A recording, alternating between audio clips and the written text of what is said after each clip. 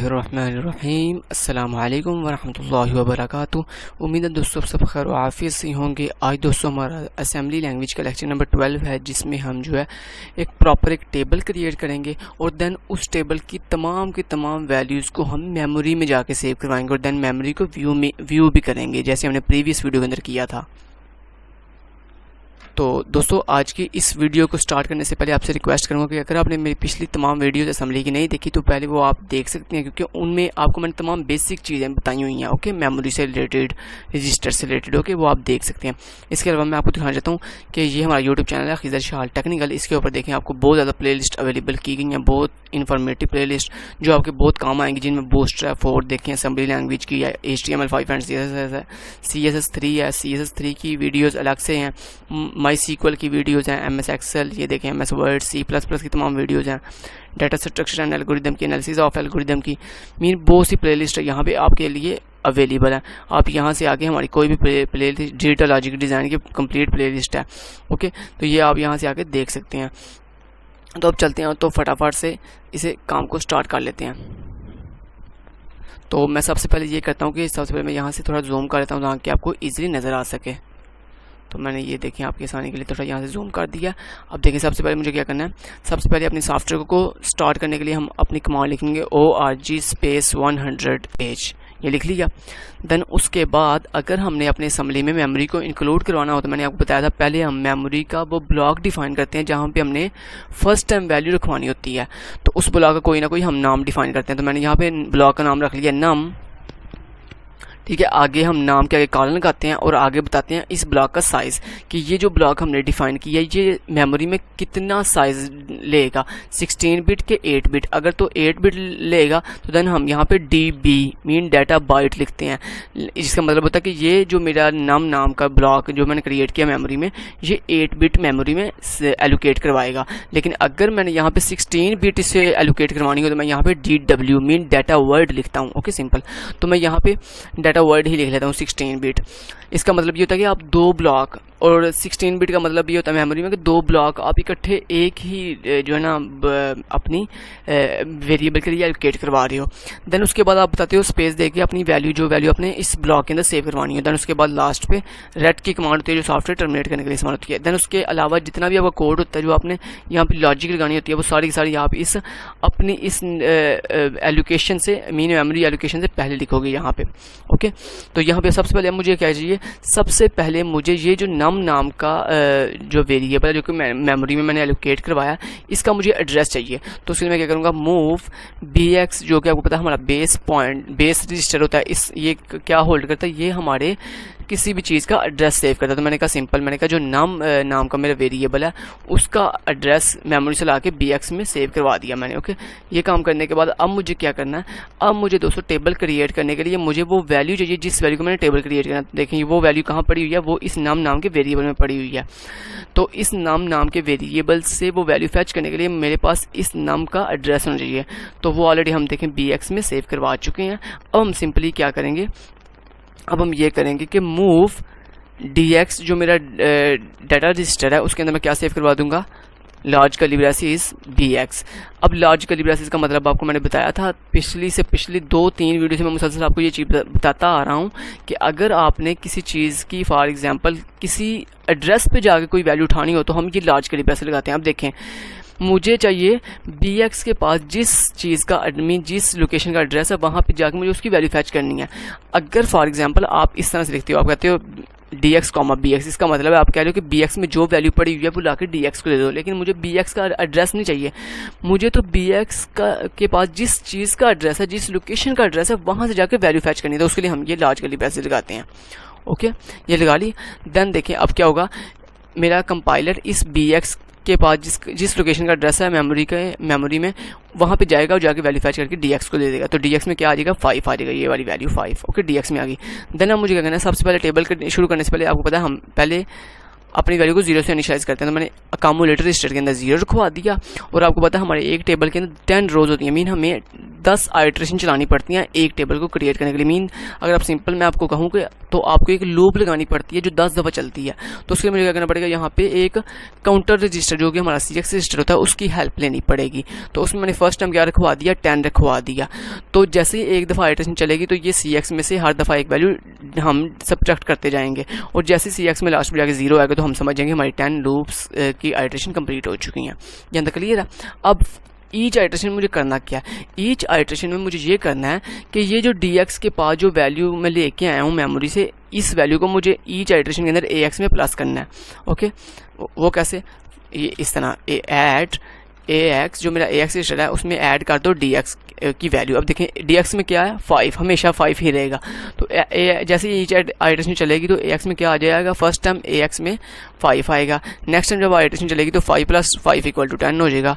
Next time 10 + 5 = 15 हो जाएगा। Then next time 20 हो जाएगा, देन 25 हो जाएगा। इस तरह ये देखें, ये जैसे जैसे आइट्रेशन चलती जाएगी वैसे वैसे AX में 5 का टेबल क्रिएट होता जाएगा। ओके, ये कर लिया। देन उसके बाद मुझे क्या करना है, उसके बाद मुझे ये करना है कि ये जो AX में वैल्यू आई है, ठीक है, इसको मुझे मेमोरी में भिजवाना है। मैंने आपको क्या बताया था शुरू में कि मेरे पास जो भी टेबल क्रिएट हो गया आएगा, कंप्लीट टेबल की तमाम वैल्यूज़ को मुझे ईच आइट्रेशन के अंदर वो वैल्यू जो सम होने के बाद AX में आएगी, उस AX में आने के बाद वो वैल्यू मुझे वापस मेमोरी में भिजवानी है। ठीक है, तो उसके लिए मुझे क्या करना पड़ेगा, यहाँ पे मेमोरी के उस ब्लॉक में मैंने वैल्यू भिजवानी है जिसका एड्रेस मेरे पास है। तो वो एड्रेस किसके पास है, BX रजिस्टर के पास। तो सिंपल मैंने यहाँ पे क्या किया, मैंने कहा कि मूव कर दो मेरी वैल्यू कहाँ पे, BX के पास जिसका एड्रेस है उस एड्रेस पे जाओ और वहाँ पे जाके AX की वैल्यू पुट कर दो। ठीक है, तो ये कर दिया। अब BX में वैल्यू चली गई है। अब जैसे ही आइट्रेशन कंप्लीट होगी देन देखें, फर्स्ट टाइम देखें फॉर एग्जांपल BX के पास एड्रेस है 0, तो फर्स्ट टाइम ये वैल्यू कहाँ पे जाके पुट होगी, सॉरी चलिए मैं यहाँ पे करके दिखाता हूँ आपको। फॉर एग्जांपल फर्स्ट टाइम जो आपकी वैल्यू है BX का एड्रेस है फॉर एग्जांपल एक फर्स्ट कर लेते हैं BX के पास 0 एड्रेस है, तो फर्स्ट टाइम वैल्यू जो पुट होगी वो 0 इंडेक्स में पुट होगी। देन मैं चाहता हूँ जो नेक्स्ट वैल्यू है वो अगर मैं BX को इंक्रीमेंट नहीं करता, ओके, तो मैं चाहता क्या हूँ, मैं चाहता हूँ कि नेक्स्ट टाइम जो मेरा आंसर आएगा वो BX के 2 इंडेक्स छोड़ के तीसरे इंडेक्स में जाके सेव हो। मीन फॉर एग्जांपल अगर फर्स्ट टाइम 0 एड्रेस है तो नेक्स्ट टाइम कौन से एड्रेस में जाके सेव हो, 3 वाले में। क्यों, क्योंकि मैंने यहाँ पे एक वेरिएबल के लिए 2 ब्लॉक सेव करवाए हुए हैं, रिजल्ट भी करवाए हुए हैं। तो लिहाजा मुझे हर दफ़ा ईच आइट्रेशन के बाद 2 ब्लॉक छोड़ के तीसरे ब्लॉक में जाके वैल्यू सेव करवानी पड़ेगी। तो उसके लिए मैं क्या करूँगा, उसके लिए मैं ये करूँगा कि अपने BX के पास जो फर्स्ट टाइम मेरा एड्रेस होगा उसमें मैं इंक्रीमेंट करूँगा 2 का। ठीक है, अब देखिए फॉर एग्जांपल अगर आपके पास फर्स्ट टाइम एड्रेस हो 0, तो आपने एक ब्लॉक आगे जाना हो तो आप क्या करोगे, 0 में प्लस कर दोगे, 0 में आप प्लस करोगे 1, तो ऑटोमेटिक इसका आंसर क्या आएगा 1, तो आप नेक्स्ट ब्लॉक में देखे चले गए हो। अगर फॉर एग्जांपल आपने दूसरे ब्लॉक में नहीं जाना हो बल्कि 2 ब्लॉक छोड़ के तीसरे ब्लॉक में जाना हो, तो फिर आप सिंपल क्या करोगे कि उस एड्रेस में प्लस कर दोगे 2 का, तो ऑटोमेटिक आप तीसरे ब्लॉक पे चले जाओगे। ठीक है, यही चीज़ है ना। तो सिंपल यही देखें बात है सिंपल। तो 0 + 2 = 2, तो आप दूसरे ब्लॉक में चले गए हो। ठीक है, तो यही चीज़ है। तो हम अब क्या करेंगे, हमें चाहिए ये कि जैसे ही एक आइट्रेशन कंप्लीट हो तो ईच आइट्रेशन के बाद क्या हो कि ऐड हो जाए BX के पास जो भी एड्रेस है उसमें 2 का इंक्रीमेंट हो जाए, ताकि मेरा कंपाइलर 2 ब्लॉक छोड़ के अगले ब्लॉक में चला जाए। यहाँ तक क्लियर है। देन उसके बाद एक और काम भी करना है कि जैसे ही एक आइट्रेशन कंप्लीट हो देन मुझे CX की वैल्यू को डिक्रीमेंट करना है। ये डिक्रीमेंट कर लिया। देन ये देखें, ये आपकी ईच आइट्रेशन का ये कोड कंप्लीट हो गया। लेकिन अब इसको बार बार कंटिन्यूसली चलाने के लिए मुझे क्या करना पड़ेगा, यहाँ पे प्रोग्राम कंट्रोल इंस्ट्रक्शन लगानी पड़ेगी जो कि है JNZ। JNZ mean jump if not 0। और आपको पता प्रोग्राम कंट्रोल इंस्ट्रक्शन अपने से प्रीवियस लाइन के कोड को देखकर वर्किंग करती है। तो ये JNZ की प्रीवियस लाइन कौन सी है, ये लाइन नंबर 10। तो इसके अंदर ये चेक करेगा आगे क्या CX के पास जो वैल्यू क्या वो 0 के इक्वल हो गई है। अगर तो वो 0 हो गई है देन ये जंप नहीं करेगा, क्योंकि इसका मतलब है जंप इफ नॉट 0, कि अगर 0 नहीं है तो फिर जंप करना, लेकिन अगर 0 है तो जंप नहीं करना। यही चीज़ है। और अगर 0 नहीं है तो जंप कहाँ पे करना है, जहाँ पे आप जाना चाहते हो। तो मैं कहाँ जाना चाहता हूँ, मैं जाना चाहता हूँ इन 4 लाइन से पहले, क्योंकि मैं आपको पता है कि ये आपको पता होता है कि आपने लूप के अंदर कितना कोड लूप के अंदर रखवाना है। ओके, तो जितना कोड आपने लूप के अंदर रखवाना हो उतने कोड से पहले जाके आप अपना लेबल लगाते हो, ये वाला जहाँ पे आपने जंप करके जाना हो। तो सिंपल मैं यहाँ पे आया और मैंने यहाँ पे आकर मैंने कहा L1 मेरी लेबल का नाम है। और आगे लेबल के आगे हम आपको पता क्या लगाते हैं, कॉलन लगाते हैं। तो अब क्या होगा, जैसे ये JNZ जंप करेगा तो कहाँ जाया करेगा, ये L1 पे, और दोबारा जैसे ये L1 पे जाएगा तो दोबारा से ये 4 लाइन ऑफ कोड हर दफ़ा एग्जीक्यूट हुआ करेंगी। तो ये हमारा कोड कंप्लीट हो चुका है। मैं इसको रन करता हूँ और ये आपके सामने, पहले मैं आपको मेमोरी दिखाता हूँ, लेकिन उससे पहले मैं थोड़ा साइज़ डिक्रीज़ कर दूँ इसका। तो ये हो गया। देन यहाँ से जाता हूँ मैं व्यू में, और यहाँ से जाता हूँ मेमोरी में, और यहाँ पे आपको दिखाता हूँ ये आपकी वैल्यू कहाँ पे आई है। ये देखें दोस्तों, अगर आप गौर करें तो ये देखें मेरा ना, आपको एक और चीज़ बताऊँ, क्योंकि मैंने यहाँ पे यूज़ किया हुआ है ये जूम ऑप्शन। तो ये जूम ऑप्शन ना असल में होता ही है कि जैसे ही हम किसी जहाँ पे हम कर्सर रखते हैं ना, वो असल में हमारा एग्जैक्ट नहीं बता रहा होता चीज़, हमारा कर्सर ऊपर नीचे चीज़ बता रहा होता है। ओके, तो आपने ये टेंशन नहीं लेनी, इसलिए मैं आपको एग्जैक्ट पाथ बताता हूँ। आप अगर रो नंबर 2 में, रो नंबर, ये देखिए मेमोरी की रो नंबर 2 में, और इंडेक्स नंबर 1 2 3, ये नहीं, ये वाला इंडेक्स नहीं आपने काउंट करना। ये जो शुरू पे टाइम लिखा हुआ है ना, ये 0700, ये इसको छोड़ देना, ये इतना छोड़ के, ये जहाँ से स्पेस से आगे शुरू हो रहा है ना, यहाँ से आप गिनना शुरू करो। तो रो नंबर 2 में इंडेक्स नंबर 1 2 3 4 5 6 7 और 8, ये 8 नंबर पे अगर आप आओ, जहाँ पे देखो, आप देख रहे हो हाइफन लगा हुआ है, हाइफन 05-00, ये आप देख रहे हो रो नंबर 2 में 05-00। ये असल में 5 वही वैल्यू है जो आपने अभी यहाँ पे अपने प्रोग्राम में सेट की थी। तो अब आप जरा गौर करना, जैसे जैसे मैं सिंगल स्टेप करता जाऊँगा, ये 5 के आगे टेबल क्रिएट होता जाएगा। ये देखना, यहाँ पे आएगा 5, देन इस C3 की जगह पे आएगा 10, देन आगे 15, ऐसे ये चलता जाएगा। देख मैं सिंगल स्टेप करता जाता हूँ, ये मैं आपको लास्ट पे दिखा दूंगा। तो ये सिंगल स्टेप मैं कर रहा हूँ आहिस्ता आहिस्ता। तो ये मैं आपको बाद में जो है वैल्यू सारी दिखा दूंगा।